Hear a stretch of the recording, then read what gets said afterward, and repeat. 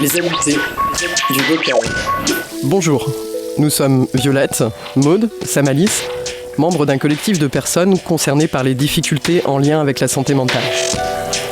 Nous pensons que la sensibilisation est un levier puissant qui contribue à améliorer la qualité de vie des personnes qui s'écartent de la norme supposée d'un bon état de santé mentale.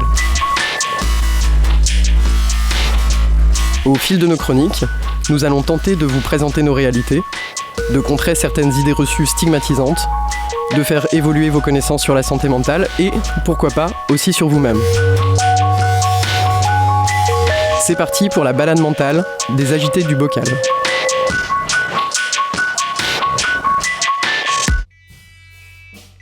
Cette émission aura lieu en 2 parties. Elle concernera les mythes et les mots. Émission 1. Bizarre, vous avez dit bizarre. Qu'est-ce qu'elle est bizarre celle-ci ? Il a un sacré caractère, celui-là. C'est vraiment un feignant. Elle ne fait aucun effort. Mais pourquoi elle m'évite ? Quelle espèce de tarée. Elle est hystérique celle-là. T'es autiste ou quoi ? Cette malade mentale. La chelou. À côté de la plaque celui-ci. Presque tous les jours, nous utilisons des mots pour exprimer ce que nous inspire des comportements chez des personnes que nous observons. L'émission d'aujourd'hui aborde la thématique de la stigmatisation de la santé mentale au quotidien, une stigmatisation par les mots due à une méconnaissance de ce qu'est la santé mentale et surtout des désordres et des souffrances qu'elle occasionne à des individus qui ont besoin de l'acceptation de leurs particularités.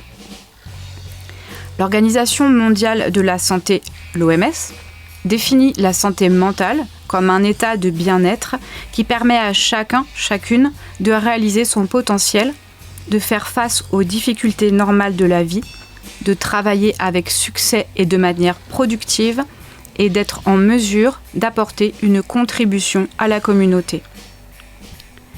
Faire face aux difficultés normales de la vie, travailler de manière productive.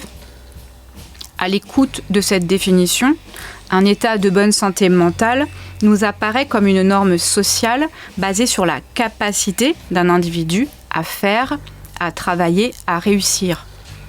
Dans cette perspective, les petites phrases proférées vers des individus dits marginaux se révèlent en fait être majoritairement des reproches s'adressant à des personnes qui n'ont pas les capacités que nous considérons comme suffisantes, comme normales, parce que possiblement souffrant de problèmes de santé mentale.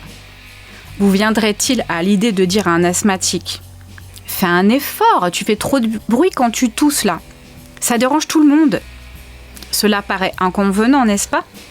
Alors pourquoi dirait-on à une personne dépressive « Fais un effort, tu ne fais rien de tes journées, bouge-toi un peu ». Cela n'est-il pas inconvenant aussi ? La santé est un état de complet bien-être physique, mental et social, nous dit aussi l'OMS, et ne consiste pas seulement en une absence de maladie ou d'infirmité. En 2019, une personne sur 8 dans le monde, soit presque 1 milliard d'individus, présenterait un trouble lié à sa santé mentale.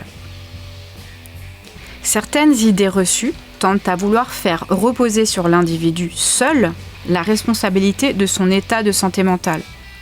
À ce sujet, le youtubeur et psychologue PsychoQuack nous dit « On aurait tout intérêt à considérer la souffrance psychique non pas comme un problème individuel, mais comme le résultat d'une organisation sociétale ou de la façon dont les êtres humains organisent les rapports sociaux entre eux. » L'Institut national de la santé et de la recherche médicale, l'INSERM, estime à 1 personne sur 5 la part de la population qui souffrira au moins une fois dans sa vie de dépression. Alors pourquoi, malgré un si grand nombre de personnes en souffrance psychique, sommes-nous si pauvres en sensibilisation sur ces sujets ? Les problèmes liés à la santé mentale peuvent toucher n'importe qui, quel que soit son âge, son sexe, son genre, sa classe sociale ou sa culture. Malgré des réalités biologiques ou génétiques qui rendent certains individus plus vulnérables que d'autres face à la souffrance psychique, cela ne permet pas d'expliquer une prévalence aussi élevée en France et dans le monde. Les causes sociales des souffrances psychiques méritent, selon nous, d'être examinées de près. En tant que personnes concernées, ce sont des questions auxquelles nous sommes confrontés, moi et mes camarades, au quotidien. Ce sont des questions auxquelles nous allons tenter de répondre de notre mieux au fil de nos chroniques sur votre radio. Je vous propose à présent de poursuivre avec un entretien de Cassie, une jeune femme de 21 ans, étudiante à Limoges et qui souffre de dépression. Merci de votre écoute et je vous dis à bientôt. Les amitiés du vocal. Je m'appelle Cassie Hugues, j'ai 20 ans, bientôt 21 ans. J'habite sur Limoges et je suis couramment étudiante au sein du faculté de lettres et sciences humaines. Je suis les études couramment en anglais, qui m'aide parce que je suis anglophone. Mais aussi j'aime bien, je trouve important que je me retrouve dans une filière où je retrouve des éléments de mes passions. J'adore l'histoire, j'adore la communication. Mais même aussi au-delà, j'aime bien faire un petit crochet dans le couloir, même si j'ai des regards bizarres des autres.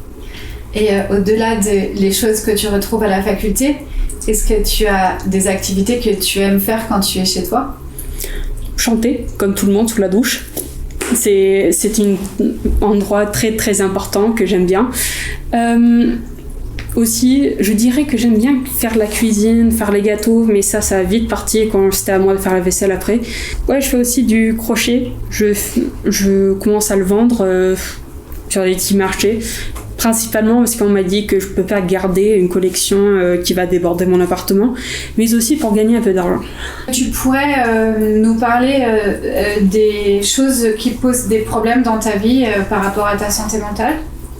Les problèmes principaux que j'ai, c'est d'être entourée par les autres. J'ai beaucoup de mal de me trouver dans une situation, que ce soit un bus blindé ou même juste être au milieu d'un amphithéâtre, entouré par des étudiants et des claques du clavier et du stylo, c'est perturbant. Mais au-dessus de ça, j'ai beaucoup de mal parce que j'ai des périodes, des épisodes où j'arrive même pas à me lever du lit, et ça prend toutes mes forces pour prendre une douche, m'habiller et brosser mes dents.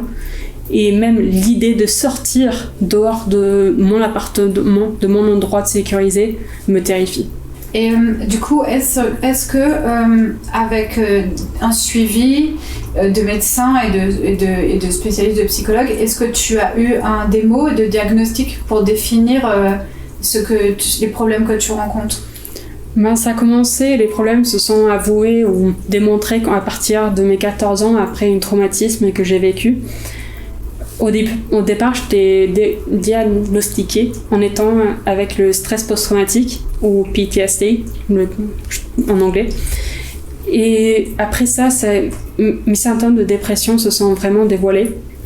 Alors entre ça, le phobie sociale et les pressions supplémentaires, je commençais la lycée, je m'entrais dans cette vie-là, c'était dur, et j'étais finalement diagnostiquée en tant que d'avoir un trouble dépressif majeur, qui est une dépression très forte, qui remporte des épisodes plus ou moins forts sur une période de longue durée. Très bien. Bien, et je voudrais te demander quelles sont les choses que tu as pu entendre dans l'environnement autour de toi qui ont pu être blessantes dans ta vie, à l'école peut-être, ou avec des amis ou dans la rue, des choses qui ont pu peut-être blesser ou rendre plus difficile ta vie quotidienne. La première chose que j'ai envie de dire, c'est la pression. Les troubles que j'ai, ce ne sont pas des troubles qui se voient en me regardant. Je suis une bonne étudiante, je travaille bien. Du coup, un absentéisme important, un manque de capacité, un manque de présence. Les gens, ils se portent en se demandant pourquoi je suis pas là. Du coup, ils me mettent plus de pression dessus parce qu'ils comprennent pas que je suis dans l'incapacité de venir. Autre que ça, c'est toujours entendre que je simule, que je simule mes problèmes. C'est ça plus que toute autre chose qui me perturbe et qui me gêne le plus. Donc tu considères que ce jugement sur toi est quelque chose qui peut-être aggrave ta situation, cette pression? Est-ce que tu penses que cette pression rajoute à tes problèmes?